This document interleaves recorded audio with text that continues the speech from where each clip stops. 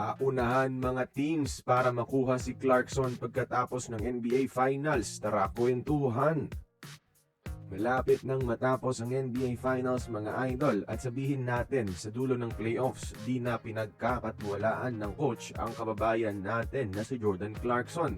Pero don't worry dahil pagkatapos ng NBA Finals na ito, maraming mga NBA teams ang nag-aabang kay JC mga idol sa free agency.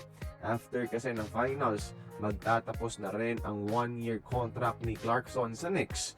At isa sa mga expected teams na hahabol sa kanya ay ang Toronto Raptors mga idol ayon pa mismo sa isang Raptors website. Yung mataas na performance ni JC kahit limited minutes sa NBA Finals ang nagpainganyo sa Toronto na subukan oferan siya mga idol. Naniniwala silang si JC ang missing piece para sa isang malalim na playoff run nila sa East next season mga idol. Si Jordan Clarkson kasi ang klase ng veterano na hindi nagrereklamo kahit mababang playing time ang ibigay sa kanya. Kapag mag-champion nga siya sa New York Knicks, kumpleto na ang career legacy niya. Isa sa mga best bench players sa NBA history, 6th Man of the Year awardee at NBA champion possibly.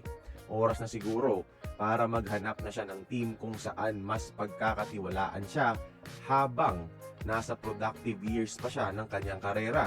Hindi yung ibabangko lang siya mga idol kahit proven na rin sa stats mismo na mataas pa rin ang impact ng isang Jordan Clarkson sa loob ng court mga idol. Tiyak marami pang mga NBA teams ang subok makuha si Jordan Clarkson sa free agency mga idol pagkatapos ng finals. Kaya kayo, gusto nyo bang manatili o umalis na si JC sa Knicks kung mag-champion sila? At saang team nyo siya gustong mapunta mga idol?